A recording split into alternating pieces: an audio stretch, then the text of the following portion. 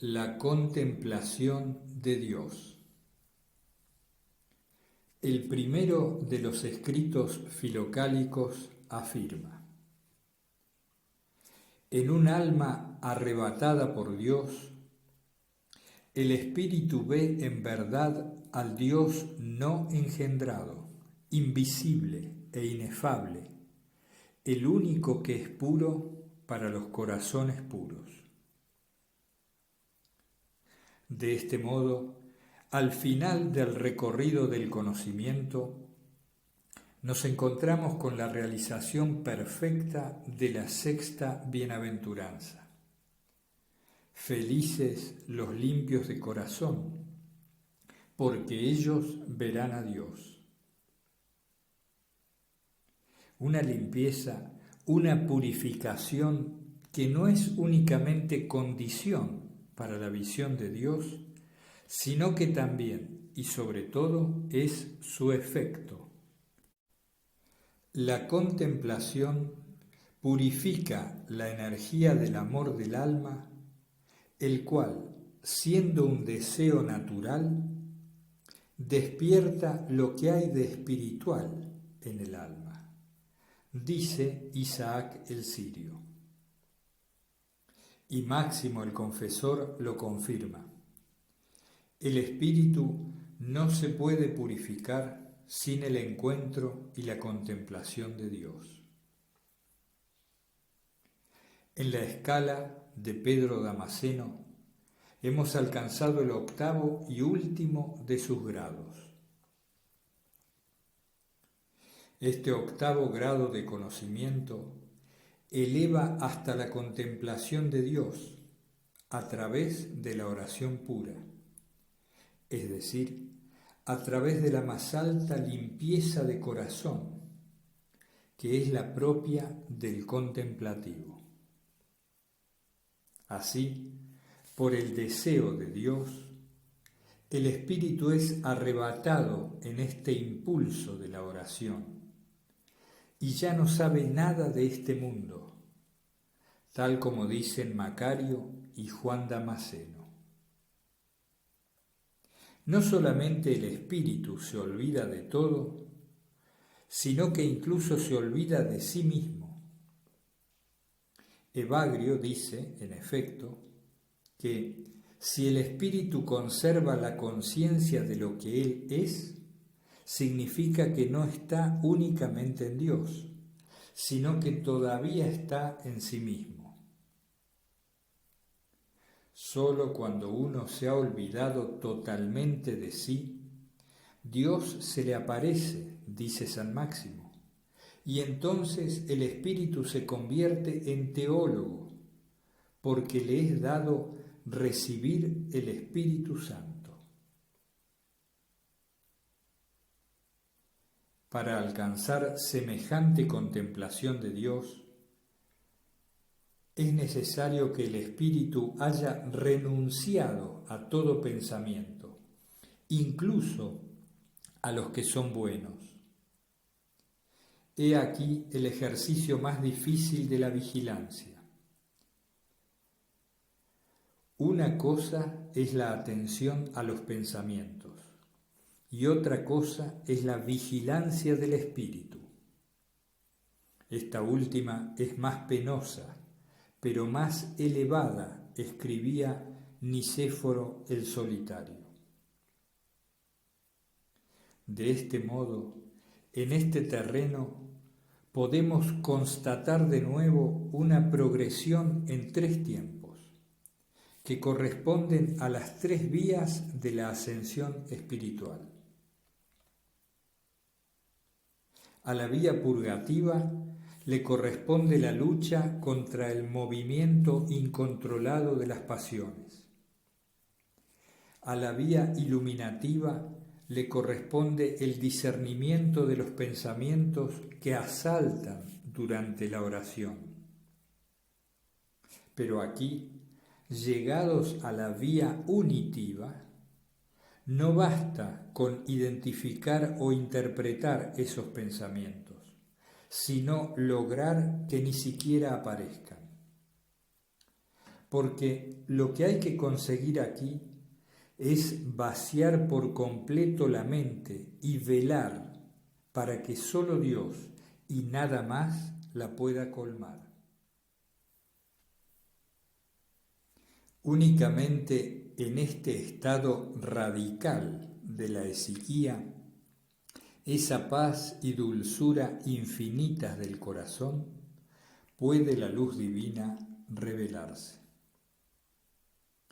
Todo espíritu contemplativo que llevando la espada del Espíritu, es decir, la palabra de Dios, ha vencido en sí el movimiento de la creación aparente, ha llevado a bien la virtud. Apartando de sí la imaginación de las formas sensibles, el espíritu ha encontrado la verdad en las razones de los seres. Esa verdad que ha suscitado la contemplación natural y, elevándose por encima de la esencia de los seres, recibe la iluminación de la unidad divina, que no tiene principio, una iluminación que ha suscitado en él el misterio de la verdadera teología. En la cumbre de la visión ya no existen las formas. Entre el Espíritu y Dios ya no hay más intermediarios. El mismo deseo de querer imaginarse a Dios impide verlo, porque la imagen elaborada se interpone entre el Espíritu y Dios y nos retiene todavía en la dualidad. Evagrio afirma todo esto estrictamente. No te representes la divinidad dentro de ti cuando reces, ni permitas que tu espíritu reciba la impresión de alguna forma, sino ve de lo inmaterial a lo inmaterial y comprenderás. Hay que conseguir que el alma y todo el hombre se hagan extremadamente simples.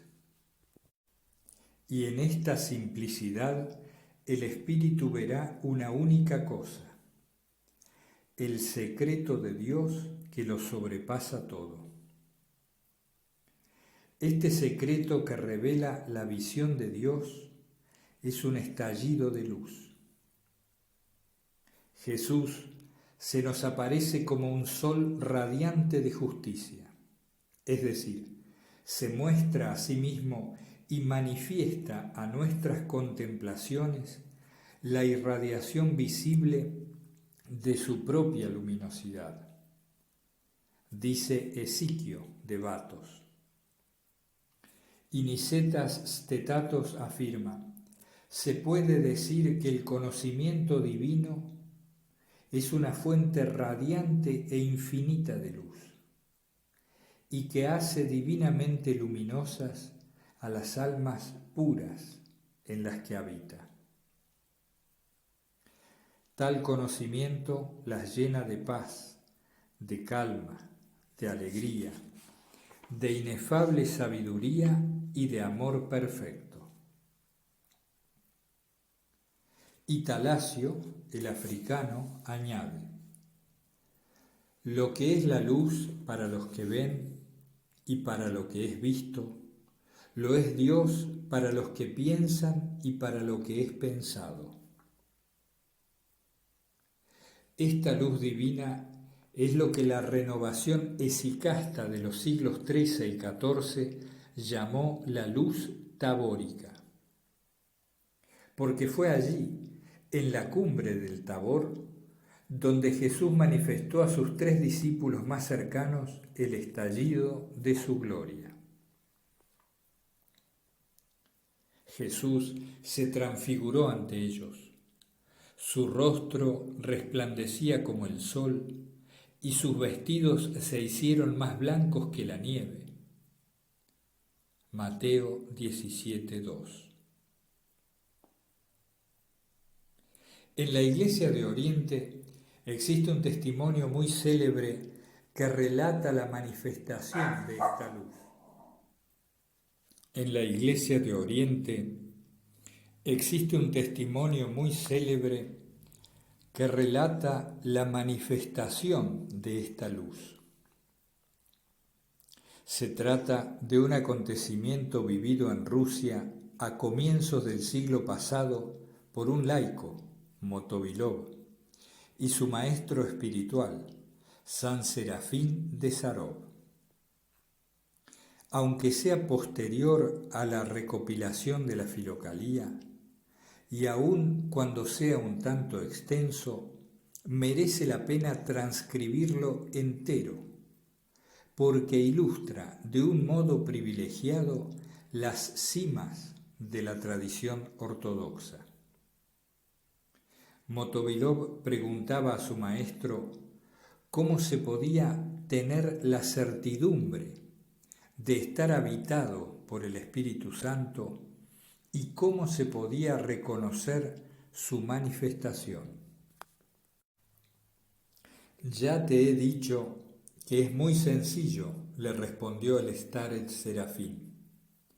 Ya te he hablado largamente del estado en que se encuentran los que están en el Espíritu de Dios.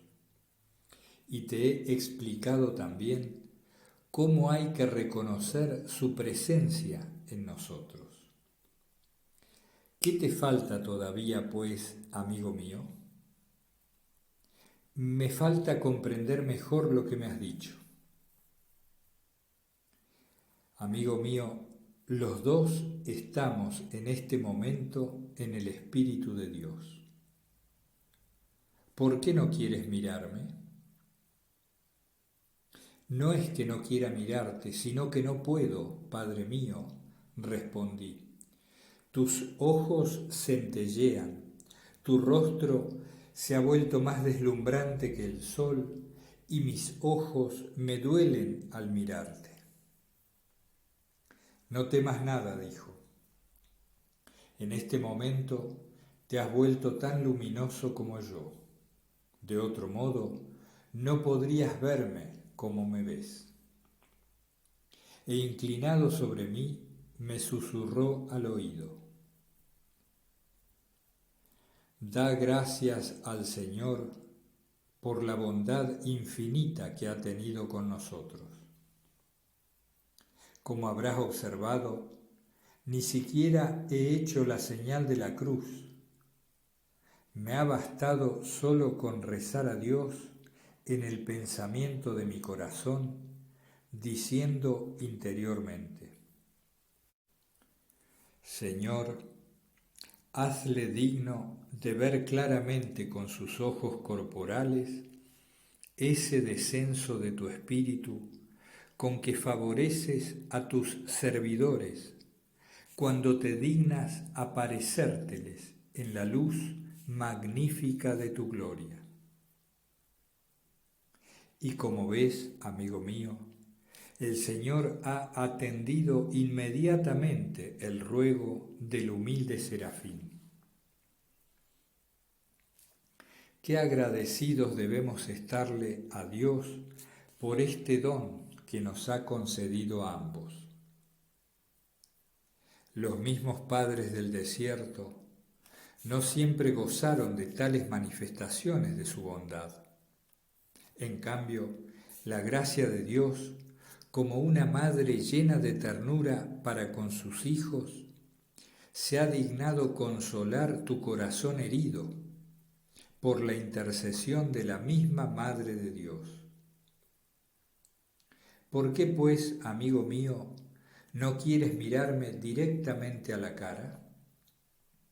Mírame francamente, sin temor. El Señor está con nosotros. Animado por estas palabras, miré y quedé sobrecogido de un piadoso espanto. Era como si su rostro estuviera en medio del sol, en medio mismo de sus rayos deslumbrantes del mediodía. Veía el movimiento de sus labios y la expresión cambiante de sus ojos. Oía su voz, sentía cómo sus manos estaban posadas sobre mis hombros, pero no veía ni sus manos ni su cuerpo, sino únicamente la luz deslumbrante que se propagaba algunos metros más allá, iluminando con su brillo el prado cubierto de nieve y los copos que no dejaban de caer. ¿Qué sientes?, me preguntó el padre Serafín. Un bienestar infinito, dije. Pero, ¿qué clase de bienestar? Trata de precisar un poco más. Siento, le dije, tanta tranquilidad, tanta paz en mi alma, que no encuentro palabras para expresarlo. Amigo mío, esa es la paz a la que se refería el Señor cuando dijo a sus discípulos: mi paz os doy, una paz que el mundo no puede dar, una paz que excede toda inteligencia. ¿Y qué más sientes? Una alegría infinita en mi corazón. Y el padre Serafín prosiguió: cuando el Espíritu de Dios desciende sobre el hombre y lo envuelve en la plenitud de su presencia, entonces el alma rebosa de una alegría indecible, pues el Espíritu Santo llena de alegría cuanto toca.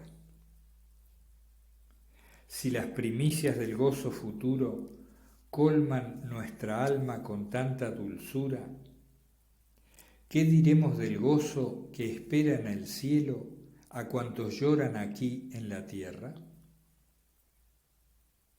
Tú también, amigo mío, has llorado bastante a lo largo de tu vida.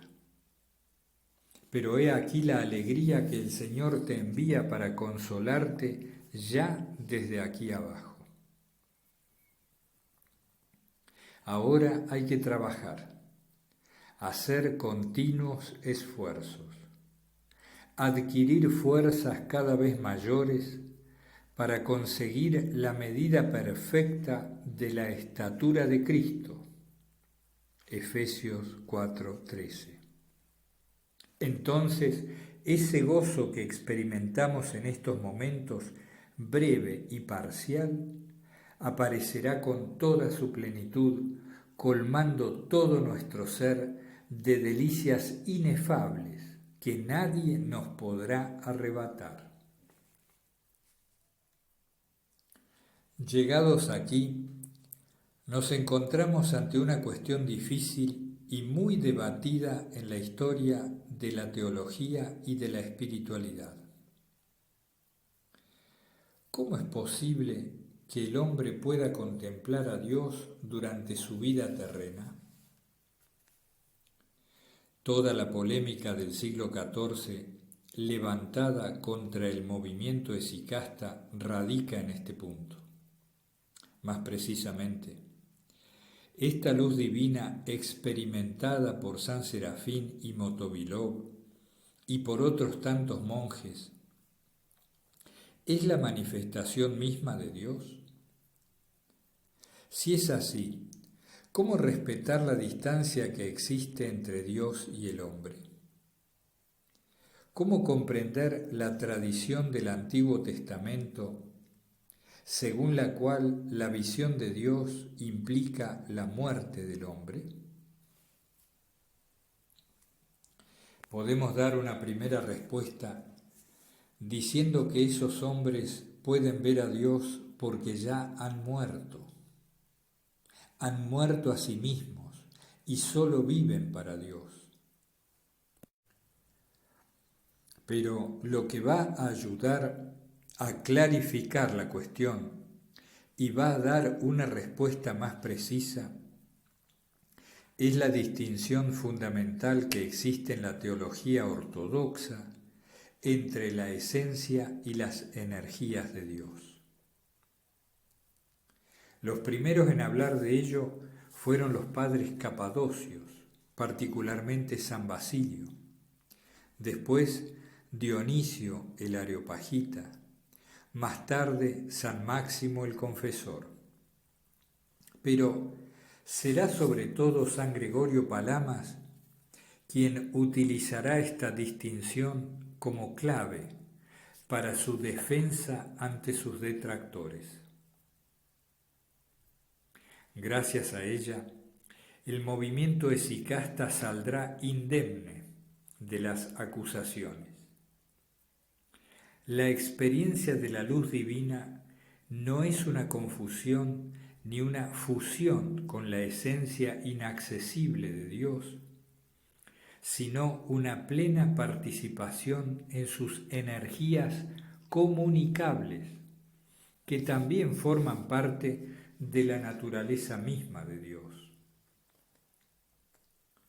Profundizaremos aún más este punto capital para la teología y la espiritualidad ortodoxas en el próximo y último capítulo, cuando hablemos de la unión con Dios.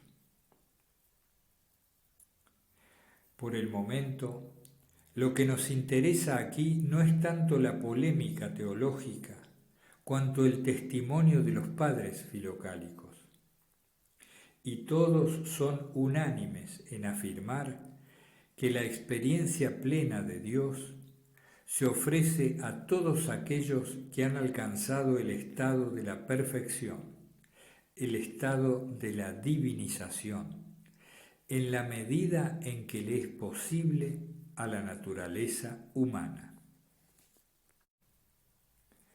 Además del testimonio que acabamos de presentar, he aquí cómo hablan algunos monjes de esta experiencia. El que se ha sentido llamado ha ido tras de Cristo y gracias a la práctica de los mandamientos ha sido elevado a las alturas de la contemplación espiritual. Ve sin ningún error posible a Dios mismo y también percibe con detalle la transformación que se ha operado en él, porque no deja de ver la gracia del Espíritu envolviéndole de luz. Esa gracia que no es otra sino Cristo mismo, el Señor, dice de nuevo Simeón el nuevo teólogo. Y Teolepto de Filadelfia escribe: cuando el pensamiento no cesa de invocar el nombre del Señor y el espíritu está totalmente atento a esta invocación, la luz del conocimiento de Dios cubre toda el alma con su sombra, como una nube incandescente, porque el recuerdo continuo de Dios conduce a la contemplación misma de Dios, envolviéndole en la luz que viene de Él, ya que, en efecto, cuando el espíritu está en Dios y ha dejado de concebir todas las formas de los seres, el espíritu ve más allá de toda forma.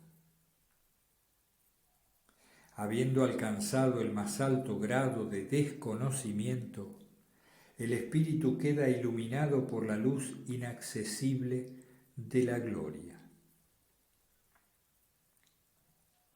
Y Calixto Catafugiota, el último de los padres que recoge la filocalía, describe así la experiencia mística de la luz divina.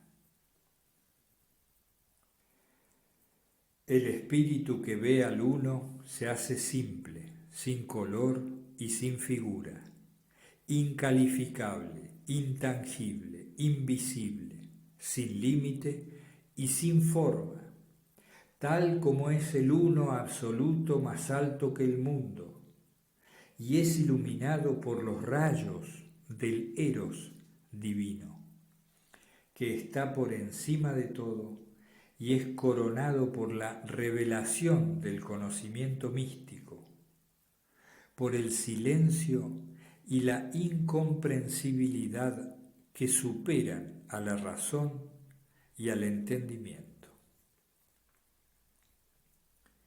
Antes de llegar a la última etapa de nuestro recorrido, que nos sumergirá en el abismo más que luminoso de Dios, hay que hablar todavía de un elemento fundamental en la espiritualidad de los padres que verifica toda esta ascensión: el don del discernimiento. El texto anterior fue leído del libro Conocimiento Espiritual en la Filocalía del padre Javier Meloni, en el contexto del curso de Filocalía.